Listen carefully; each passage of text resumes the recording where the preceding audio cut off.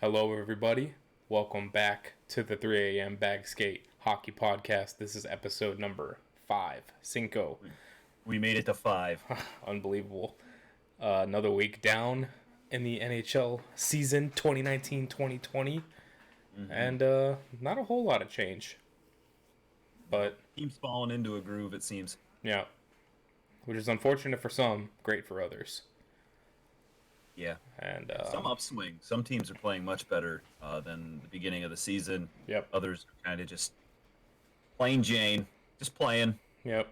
So we'll go through our division standings as they sit right now.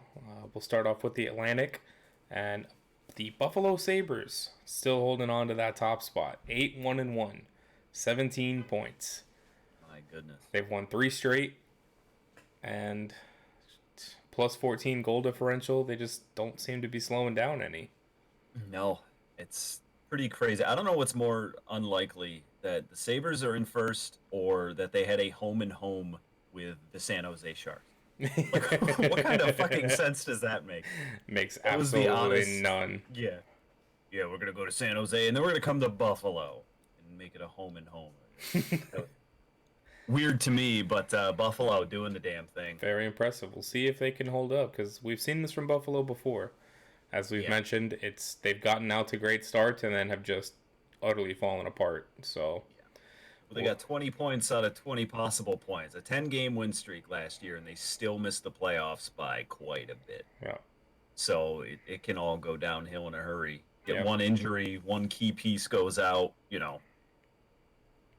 happen. Yep. It did last year. So the sample size is not good in their favor so far. not at all. But second place holding tight on to that spot, Boston, of course. Bastard. 9 games played, still 1 less than Buffalo, 2 less than Toronto. 14 points, plus 6 goal differential.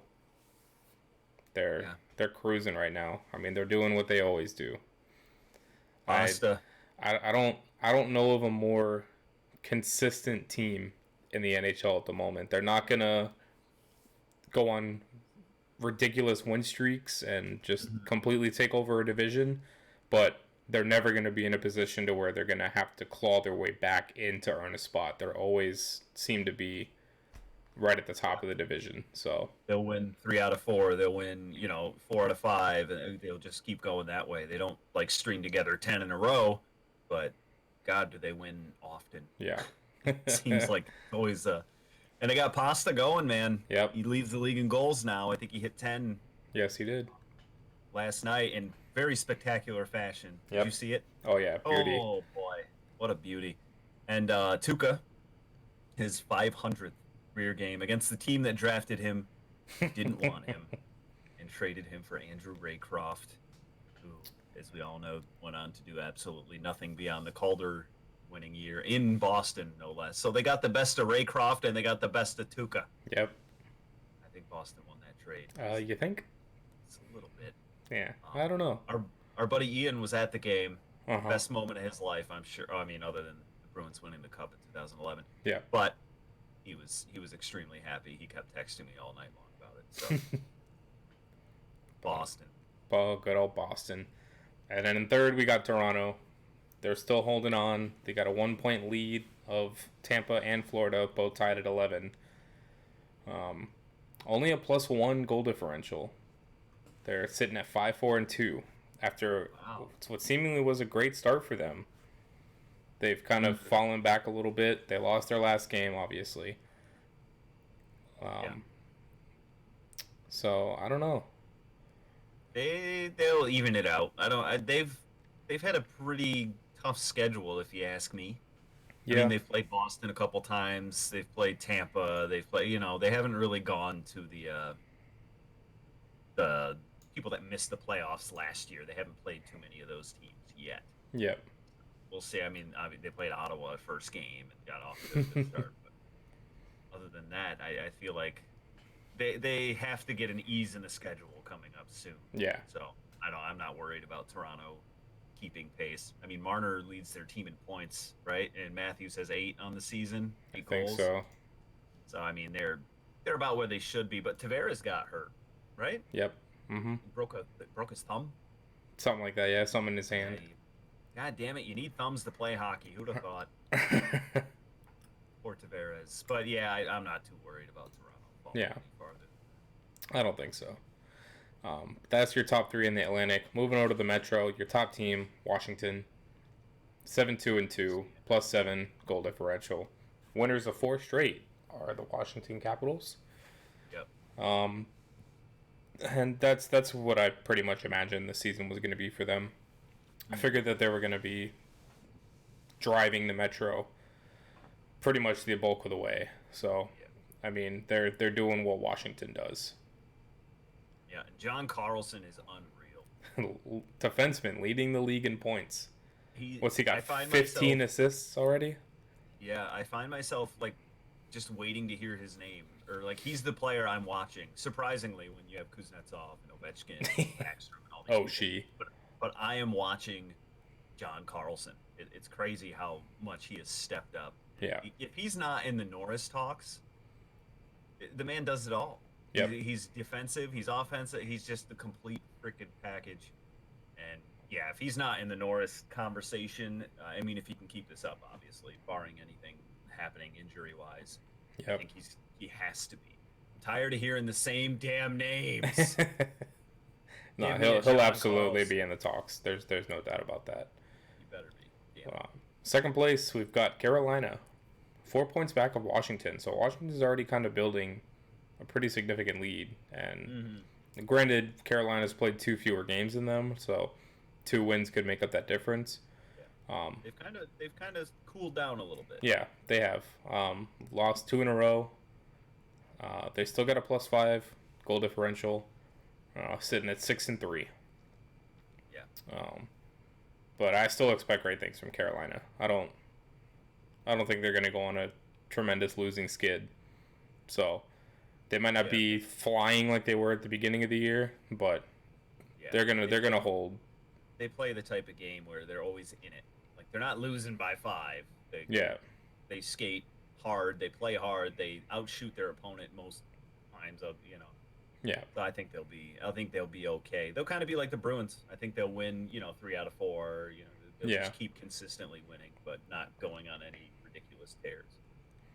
and then sitting at number 3, the battered and bruised Pittsburgh Penguins, Mhm. still holding on. They got 12 points, a +6 goal differential. Losers of their last 3 though, losing tonight against Tampa in existential fashion. With what, in the last Yeah. minute they gave up the game winner.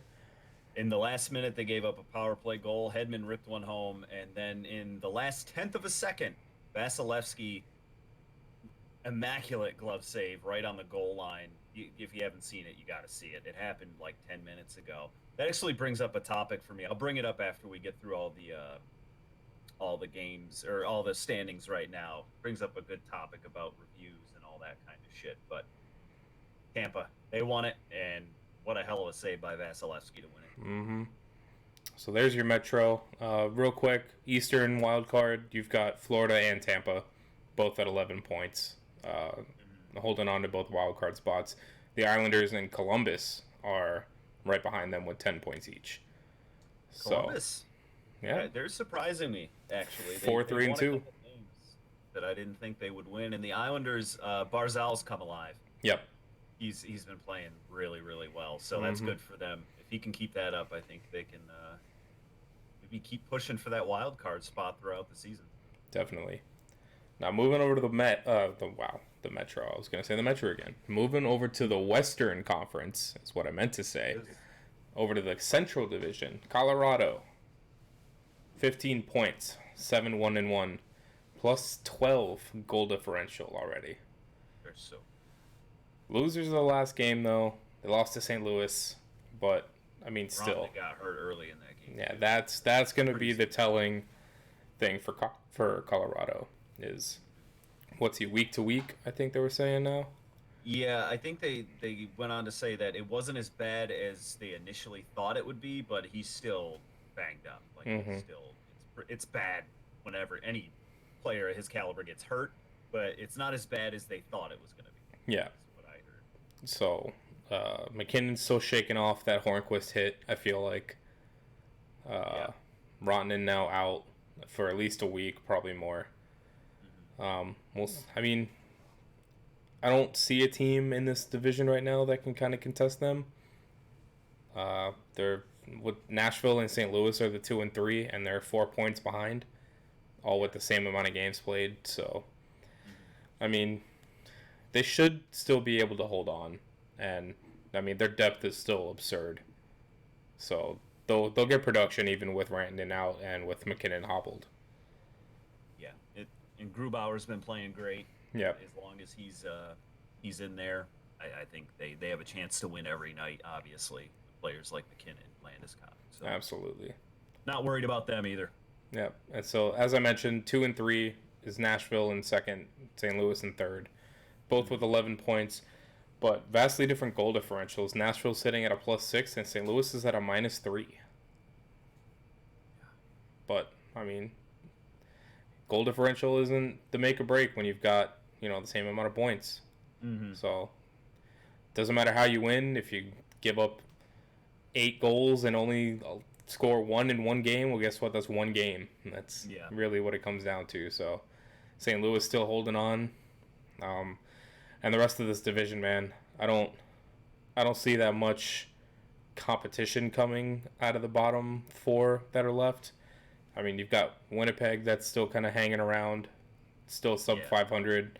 Dallas was abysmal to begin the year. They won their last two at least, Yeah. but Terrible start. I think they're starting to figure it out a little bit at least. yeah. And then Chicago and Minnesota. I mean, Chicago on the upswing because they're rebuilding. They're doing the Hmm. best they can with what they got, but Minnesota just that's a it's a brutal Yeah. They won showing. last night.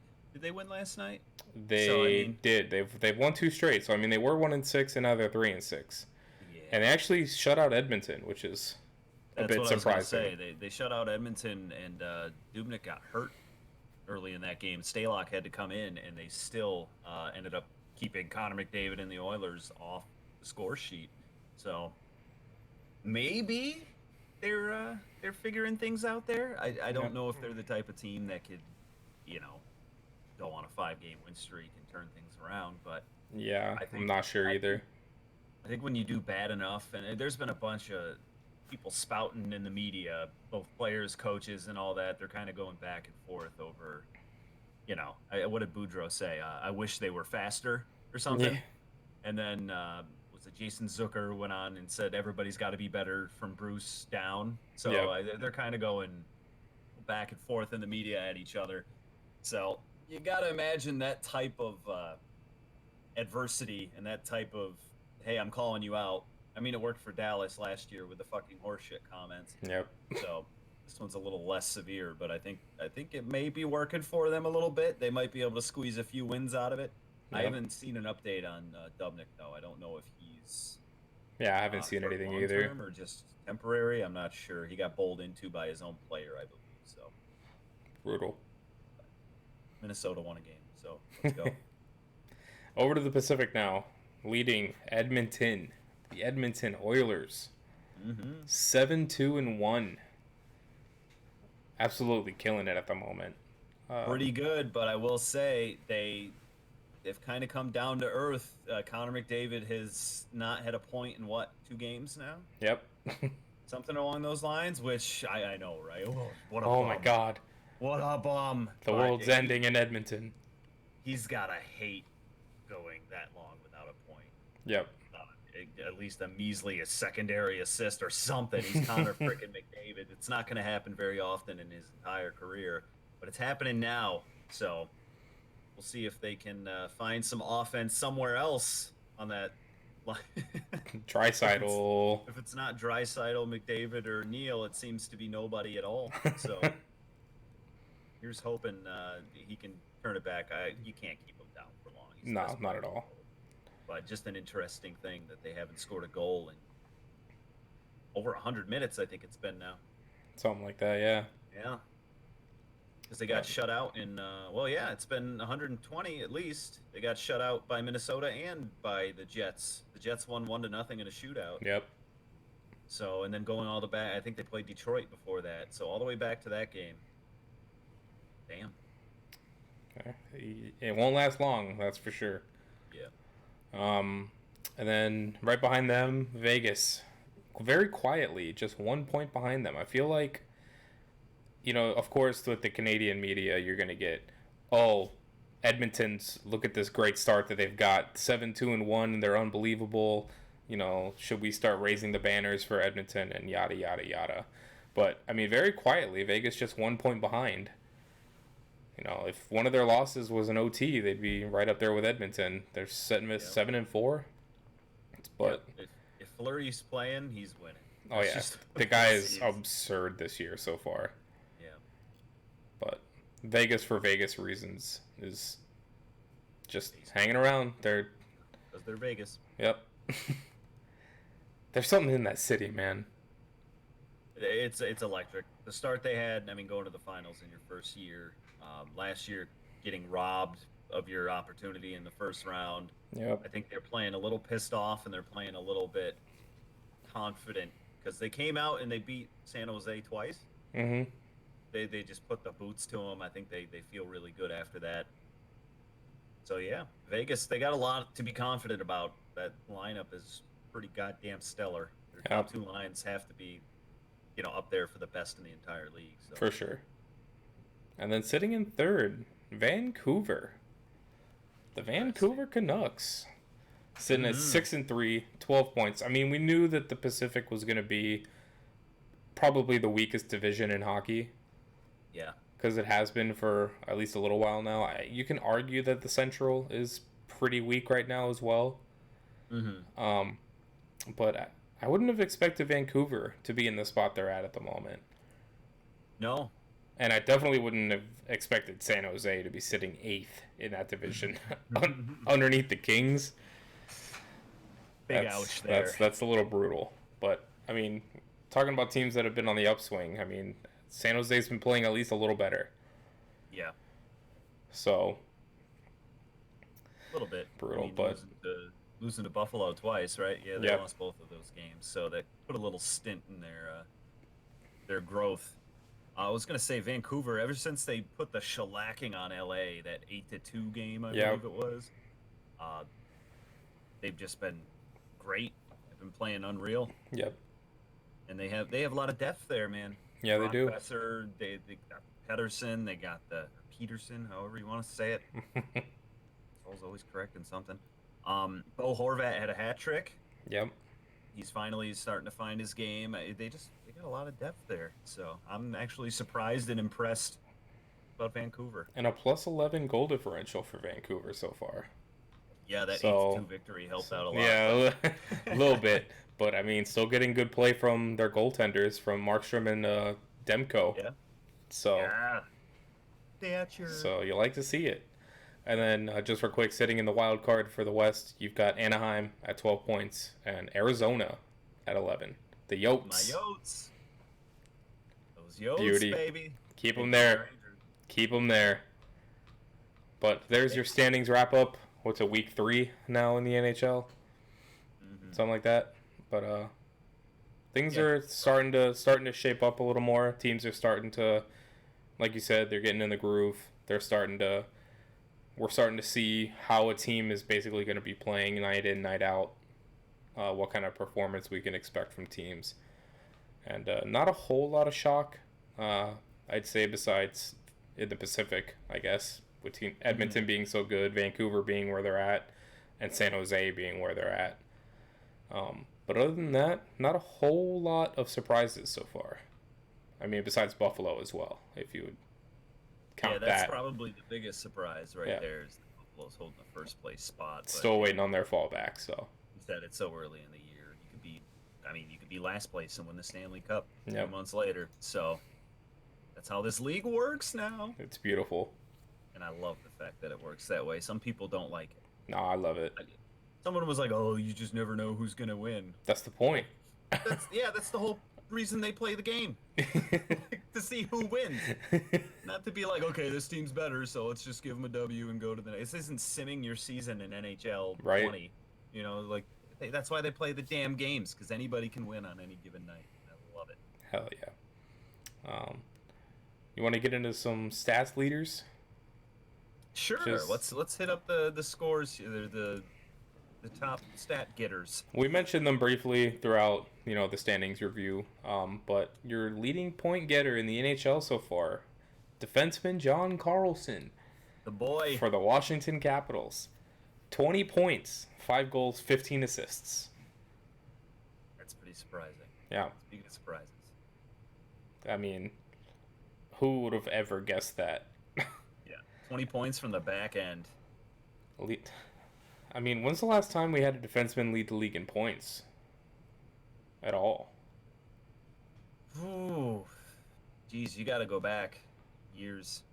Going back to I don't even know. Just Bobby Orr days. Yeah. Here, I'm gonna type that in. You keep going with the things. I'm gonna look that one up. But yeah, so 20 points, your leading point getter so far, John Carlson. Your leading goal scorer so far, if you're watching for the Rocket Richard, David Pastrnak over in Boston, mentioned him. Got 10 goals, 7 assists on the young season, so he's doing very, very well for himself. James Neal sitting at 9 goals. The real deal, James Neal. One assist, though. So 9 goals, He's 1 not there. assist. He's not there to dish the puck. He's there to put it in the net. That's it. And then third in goals, you got Austin Matthews sitting at 8. He's got 11 points total, 8 goals, 3 assists. Mm-hmm. So, I mean, besides James Neal, of course, that's a big surprise. But I knew that Pastrnak was going to start taking that next step. And he's going to be the leader on that team for years to come when guys like Bergeron and Chara and Marchand getting up there. When they all start getting to that point where they start losing some of that edge, some of that spark, Pasternak's going to be there for that. Yeah. Guy's an absolute monster out there. Pasta. Just because I want to see leading the league in penalty minutes, it had to be Milan Lucic. Who else? I mean, Who boy, What a man. 26 penalty minutes already. What a beauty. You got to do what you got to do. I'm pretty sure like 16 of them came that one night he hit Zadorov. Probably. Popped him in the nugget. Plus minus is, although I don't like it as a stat, it's sometimes pretty telling. Mm-hmm. Your plus minus leader so far, Ian Cole in Colorado. Damn, Ian. 10 point, or plus 10, I should say. Wow.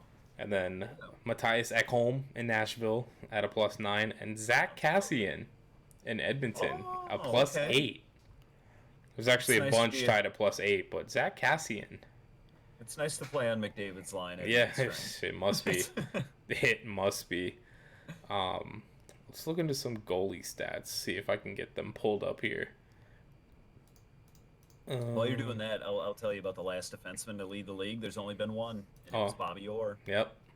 He finished the season 70-71 with 139 points. Jesus Christ. That's not even the craziest thing. His plus minus, plus 124. Oh my God. Yep, he is. There's what only an been, absolute madman. There's only been 14 times a defenseman has had over 100 points. Bobby Orr was 6 of those times. Only one American-born, my boy Brian Leach. Hey.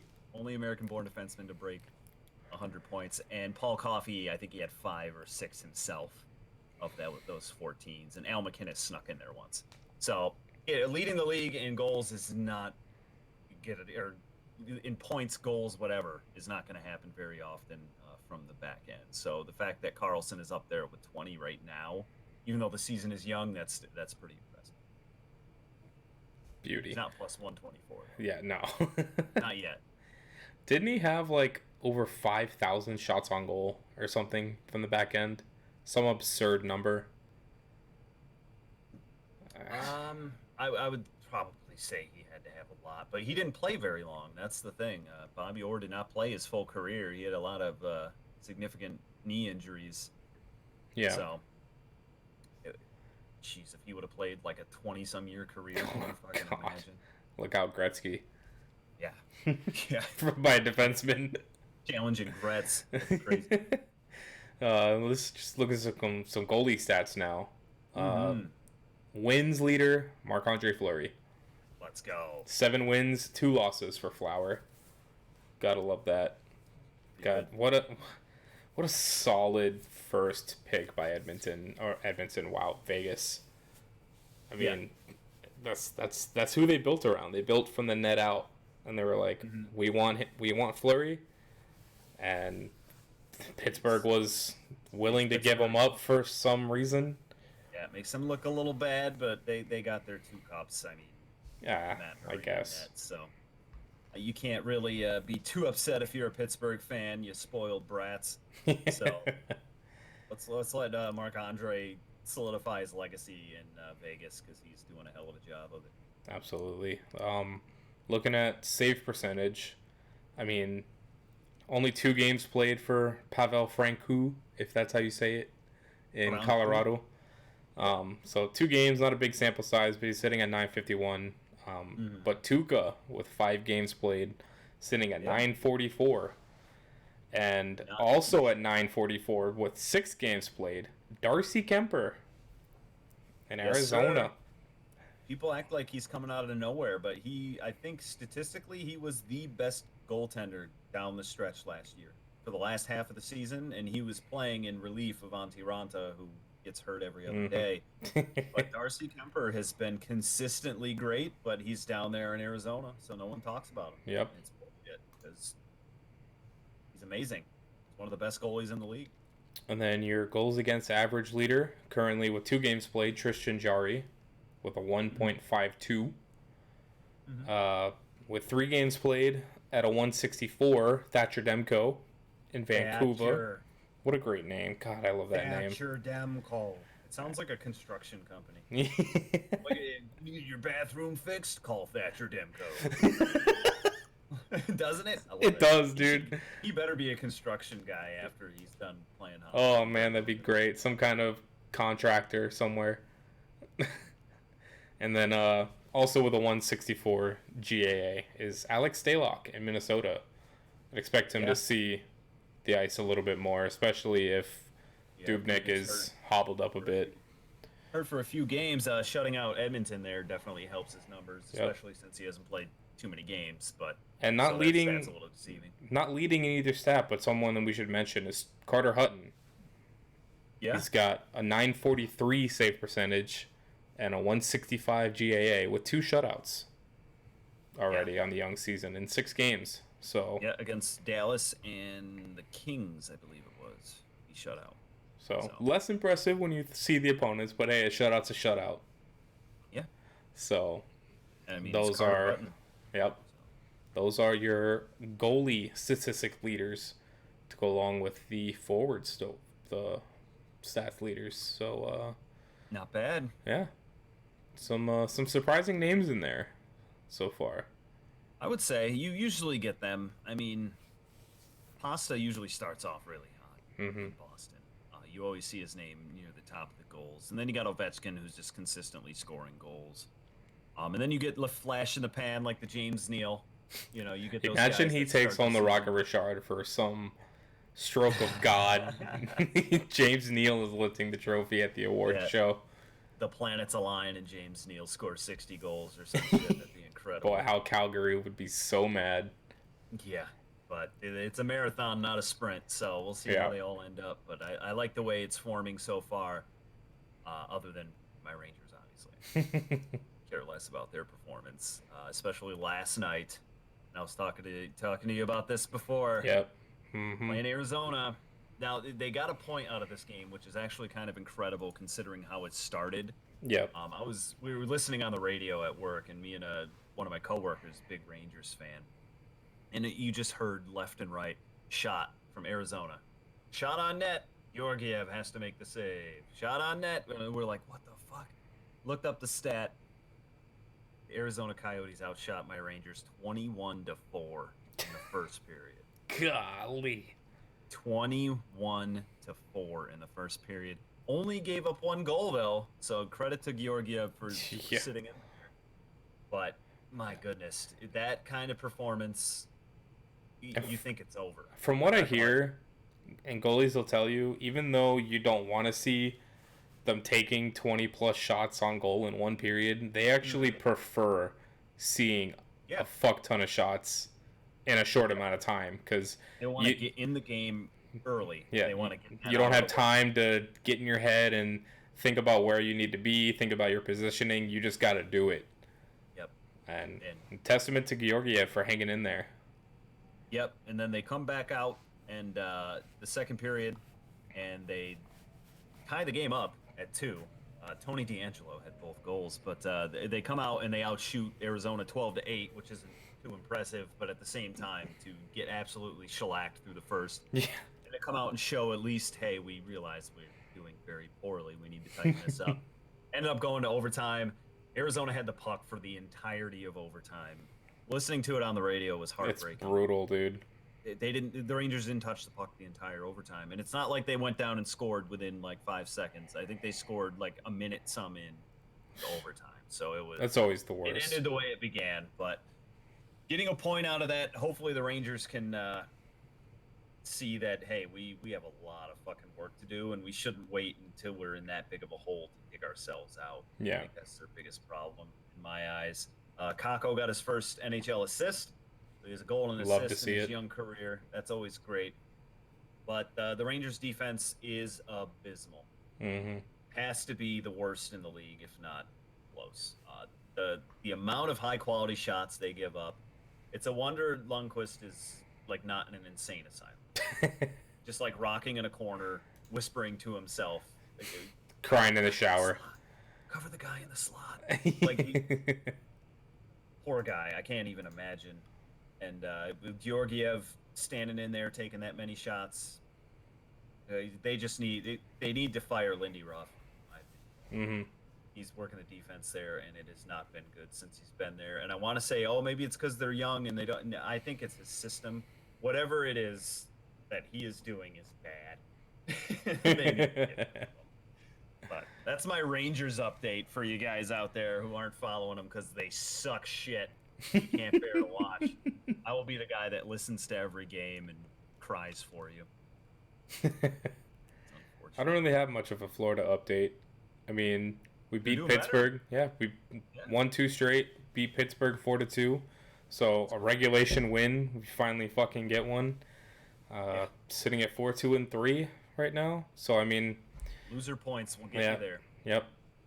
So if you look at it, we're 4-5. But getting points out of 3 of those 5 is still important. I think we're on like a 6-game point streak now. Nice. So if you're going to lose, get a point out of it. Barkov had a scare. He took 2 shifts against, I think it was Nashville. On his second shift, he got off the ice, skated down the tunnel, did not come back. And so we were all like, aw, shit. Season's over. Just dial it in. Pack it up, boys. We're done here. But either the next day or the day after at practice, he was out there, regular jersey, no contact jersey or anything like that. Good. Played again versus Pittsburgh. You can tell he's still not himself. Still doesn't have a goal, which is unfortunate. Did they say what was up? They said it was an upper body injury. Okay. I'm thinking it's his back. I think they showed a couple like camera shots of him that they were able to get whenever he was hunched over or anything. Yeah. And I think he might have like strained an oblique or something. At least that's what it looks like to me. Because he got hurt in preseason during one game. I think it was against the Lightning. And they kept him out as a precaution. But then he never took time off after that. He was right back into it. So I had a feeling that at least so far he's been playing hurt. I'm not entirely sure though, because of course with hockey injuries they never say anything. No, I figure maybe he had the poops. Couldn't recover from the poops or something. You know how they get the flu and they're like, been there, done that. This looks like a diaper, but I can't shit in it. That's basically. But I mean, he's still dishing the puck at least, so that's good. Playing 9 games, he's still got 8 assists, so he's still almost a point a game. But just unfortunate that he hasn't gotten that first goal yet. But he'll get there. Yeah, once he gets that first one, it's gonna be a relief for him, I'm sure. Yeah. And then let's see what else. Bobrovsky's been playing a little better. His numbers don't look great because our defense has just been not great to him. Yeah, you gotta figure that out. Wendell's gotta figure it out. Yeah, they've allowed a lot of not odd man rushes, but they've allowed a lot of uncovered guys in the slot and in high danger areas to where they're just getting free good looks on Bobrovsky and they're roofing him over him because there's nothing else he can do. And for whatever reason, they play better in front of Montembeault. That's how the Rangers are too. They play better in front of. It beats me. You got a $10 million goaltender, and you're like, you know what? Let's play better in front of the young gun that's making $700,000. Yeah, they just get caught watching him do his thing. I think it is, or they depend on him too much, or they form the defense around the fact that Bobo's stop it. Maybe, yeah. That's how Hank was all those years. They just let him shoot. Like, let Hank make the spectacular save. We'll just hang out. Oh man, Bob's already made a few highlight reel saves. Yeah. Because he's had to. It's been a joy to watch, but unfortunate that his numbers aren't where they should be because defense is just letting him down. Yeah. But I'm glad he's been playing better. Got the win last night. I think he saved 23 out of 25. Very so. Nice. Yeah, not giving up a lot is great, especially to Pittsburgh. They did a good job of shadowing Crosby, making sure that he didn't get too great a looks going. He was still able to get an assist in the game, but didn't have a chance to be Crosby. Yeah, pretty much. But that's pretty much it. They made some kind of minor league deal with Chicago. Sent like our 8th defenseman to them for some forward that wasn't getting playing time. I don't know what the reasoning for that was. Couple of bucks for cotton candy and a hot dog. Couple deep dish pizzas, I'm thinking. Yeah. Ugh. Deep dish is not the way to go. It's not at all. Sorry Chicago fans. Sorry, but your pizza is just not good. No, I don't want to eat with a fucking fork and Give me the thin pizzas. Put a little bit of like bacon and pineapple. I'm a pineapple on pizza guy. Honestly, I don't mind it. The sweet and the salty of everything. It's fine. Yeah. Everybody that says it's not has never had it. Or they just need to grow up. Pineapple. Grow up. God, it's food. I want to segue. Speaking of Crosby and all that, I mentioned earlier about the reviews at the end of the Tampa game. Vasilevsky makes this incredible save on the goal line with 1/10 of a second left. Yep. And they reviewed it. Had to have been 10 to 15 minutes. No, of course. I understand they want to get it right. They want to look at every single angle, blah, blah, blah. But at some point, you got to figure they're just looking for a reason to give it. Yeah. You know what I'm saying? Like, if it's inconclusive, I understand looking at every angle. But that shouldn't take 15 minutes, should it? Nah, not at all. It just felt like they were looking for a reason to prolong it, or to just say, yeah, it was in, so let's keep playing. Yeah. I don't know. Like, obviously, that's probably not what's going on. If it's called on the ice as a goal, but there's no conclusive evidence that it went in, then yeah, I could see them taking a little more time to make sure, okay, we need to see this puck completely cross the line. We need to make sure that we have that on video so nobody can dispute it. Yep. But if you've seen 10 different angles and you can't tell, and especially if it wasn't called a goal on the ice, then play on, get done with it. That's it. It sucks. Hockey's a game of inches. Yeah. There's going to be times where they don't have the right camera angle to view whatever it was, and who knows, it may have crossed the line by a centimeter, but his glove was in the way or something like that. Yep. But if you're just for like 10 to 15 minutes, and it didn't help it was on national TV, so it felt like they were just trying to find a reason to make it keep going. Plus, it's not like the replay officials in Toronto had anything else going on. Yeah, right. It was the only game at the time. So they're just kind of like, all right, well, let's exhaust all of our resources since we're here. Yeah, and look at everything. But yeah, and but yeah, I I want to see what you say mean. they need to let you in on what that conversation Oh, is, that'd be and so great, wouldn't it? you know they can. They do it in minor leagues and shit. They do it in junior. That would be so They do. great. If I watched a couple junior games, like stream them, and you can hear what the goal judge is saying and the referee. They're like, "What are we looking at here?" And they would say, "Okay, well the puck is clearly close to the line." Like they talk, you can hear them talk to each other about what they're looking at. And like That would I know help it's so possible much. because I've watched multiple videos on YouTube of like Wes McCauley when he's got a mic on him. Yeah, they have Like, the audio. why It's just can't a they put matter. that in the game? Like, that would make it so much more of an enjoyable experience to watch on TV if Yeah, you can actually hear at all times like what they're going on about, like what they're screaming. clue Like, us in at what you see because if you make granted, there would have to be a lot of censorship.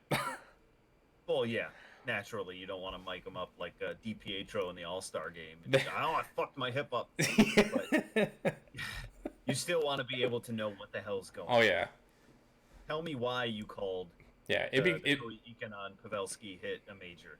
It Like, would tell me why yeah all of these things are happening. Oh, that hit the netting, but we can't stop it because like they don't explain anything, and yeah. that's what leaves all the controversy. Yeah, it'd be so If they cool if you tell could you, just like you'd be watching a broadcast and the commentators are like, "Let's listen in to the conversation between the head official in Toronto and yeah, see what's going on." Like that would be so cool. But something. There's no reason not to have that transparency at this day and age. yeah, There isn't. I mean, they have chips in the puck now. They have chips in the players where they can tell how fast they're skating. You're gonna be able to fucking bet on how fast, per average, Connor McDavid skates in a game. You can bet on that shit, but we can't find out what the fuck's going on between the ref and the goal judge, yeah, or the ref in time clock, or anything like that. yeah, It would open up, and they'd still get some wrong. yep, They're always going to. They're human. They're it's a fast game. They're humans. The refs are out there the full game, right? They're out there mm-hmm, the entire game. They don't get the breaks that players do to sit down. They have to pay attention the whole time. You're yep, gonna make mistakes, no matter who you get in there. So, but at least give us an idea of what the fuck they're looking at, what yeah. they're talking about. But hey, it could always be worse. I used to say for a while that NHL refs were the worst of any of the major professional sports, but that's long gone now. Oh yeah, I think I personally do, and might be controversial. I think they're the best. As of I right think now, honestly, they might be. they have the hardest job It's out of so anyone right hard. now. Like, yeah, They have the hardest job. They have the most intricate rules to remember and to mm-hmm, enforce and to apply. The game is faster. It's such close quarters. It's impossible to see absolutely everything. mm-hmm, But my God, at least be transparent about what they did see. At yeah, least have the guy say, "Man, I didn't see it. I have no idea. Like the guy was in my way. I couldn't see the play happen." You would feel at least like, okay, like he's human. yeah, We have camera angles. We have slow motion. They don't. yeah. So And damn it, get more helmet cams on refs. I know. I want to see FOV of Yes. like of an official. I want to see that. That would be so cool. We get it for like what Winter Classics have had a couple, Mm-hmm. but like give us an option to where like even if you have just a tiny square in the bottom of the screen of the head official's camera, Yeah. like that would be awesome. Or at least during replays, Yeah, like show it. I understand they want like they're going through a whole bunch of measures right now to get more viewership, to Mm-hmm. get NHL more popular. Do the things that other leagues aren't doing. Like how what other league does that to where you can have an official with a camera on them Yeah. and you can witness it on ice level as it's happening through another person. Like Yes. that would be it would be so cool to watch. You could do it in the NBA. It would look probably ridiculous if they had like headbands and a GoPro Yeah. strapped on them, but I mean, I don't think there's another league that you can do that in. That'd be great. A little aviator helmet. That'd be fucking awesome. But I mean, I there's a lot of things they can do to get the casual fan engaged into the game besides saying, "Hey, we're going to make goalie equipment smaller so that goals are easier to come by." yeah. Yeah, you can make the game more exciting without tweaking so much of the game itself. Yeah. I feel like you can make the presentation a little better, and hockey is a good presentation.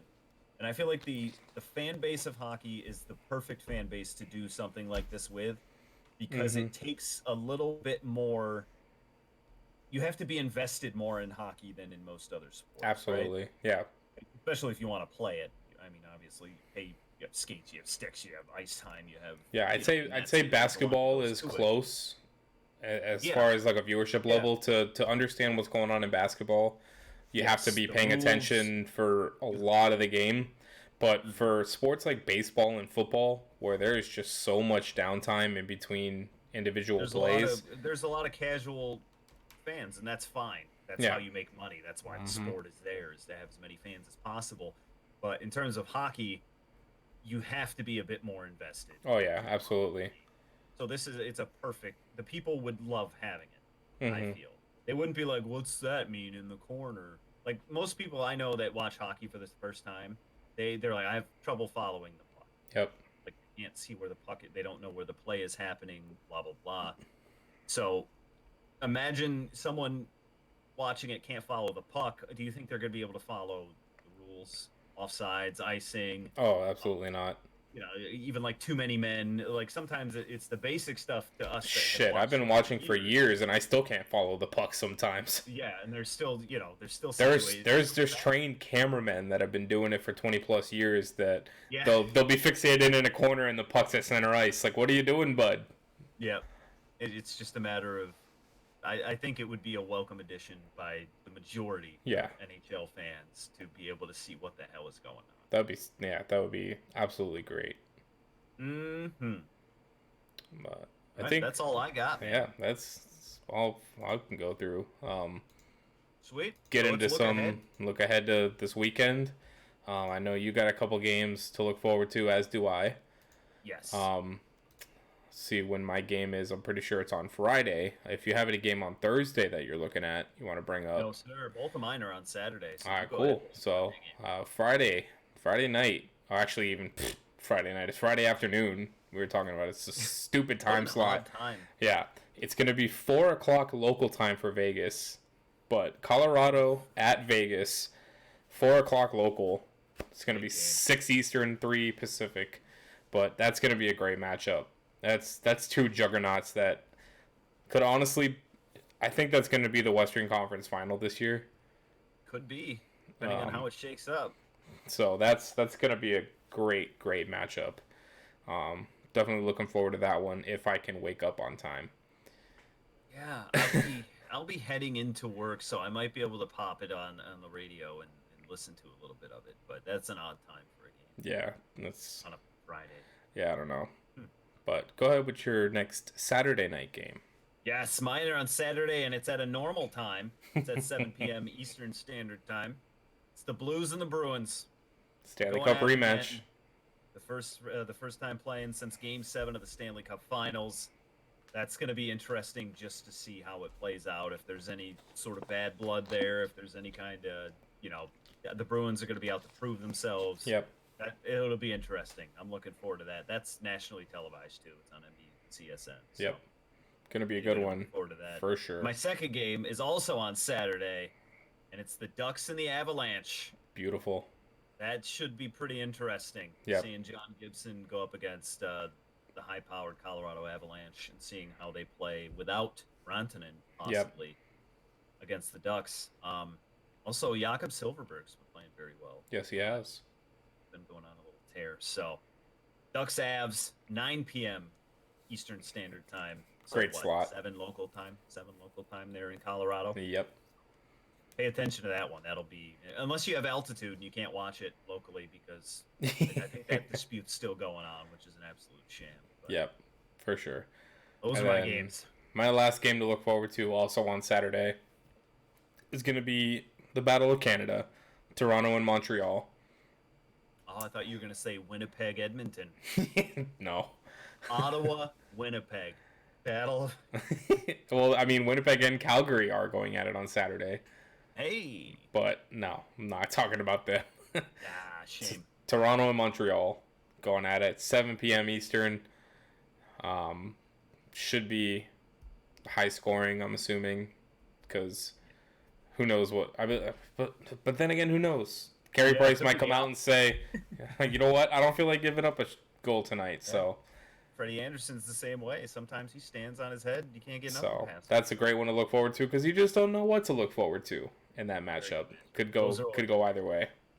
Always but I think that's all we got this week. Beauty. Once again, not a whole lot going on. No, nothing too controversial. The amount of controversial hits is way down. Way down. Only one I can think of was Taylor Hall had a bit of an elbow to the head of Adam Fox in the Rangers-Devils game, but it was because Adam Fox kind of lost a step and kind of fell to the level. So the announcers made a big deal of it. And of course. I didn't get, the moment I got to see it, I was like, okay, I can see why they only gave him a minor penalty, because it wasn't like he was trying to take his head off. It was that Fox, you have to protect yourself. You can't put yourself in a vulnerable position when someone's bearing down on you. So it looked pretty brutal, and I would have understood the announcers' take on it if I hadn't watched the replay and, seen that Fox put himself in a pretty bad position. There's not much Hall could have done to avoid what happened. So, but not too many misconducts so far this year. No, only what was the suspension against the Golden Knights defenseman there? PEDs. I think so, yeah. And I guess this was not a mistake. This was not a Nate Schmidt situation. I don't think so. No. I think this was a knowingly doing. Speaking of Nate Schmidt, still injured, still on IR. Unfortunate. Yeah. That's it. There's not much controversy going on yet. Nope. Not enough talking points. Yeah, I mean, season's it's just kind of. It's bad for us because we can't give our shitty takes on it and tell everybody that we're right. So. Season's just kind of coasting along. Got another week down. Yep. Teams are starting to shape up, and should get a lot more exciting, especially getting into the holidays and especially down the stretch in February, March is going to really pick up. I feel like this is going to be one of those seasons that the second half, it's going to be so tight that every game is going to matter, and it's just going to be intense. So enjoy the ride while we have it, because fans of certain teams are going to be losing their minds come a few months from now. Enjoy the even keel start to the season. Yep. But that's all we got for you this week, guys. Thanks as always for watching. Y'all are beautiful people. Feel free to share with your friends who you think might like this podcast. Don't forget to drop a like. Don't forget to subscribe. Help us out. Yep. And we love doing this for you guys. Yes, don't forget to invest in your 401k. Do it now, kids. Do it. Stocks. Yeah. Retirement's coming fast. Save. Buy property. Get into real estate. Save your money, please. Okay, that's all I got. But thanks again, everyone, for watching, and let us know, in the comments how your team's doing, what you want us to talk about. If you have any topics that you would like us to give shitty takes about, we are always down to give some shitty takes. I'm full of shitty takes. And that's pretty much all we got. And yes, next week we'll see you in the next one after it's going to be a month of the season down? Yeah, we'll have a good idea of what's going on. Yep. So again, enjoy. Thanks again, everyone. We'll see you in the next one. Peace out.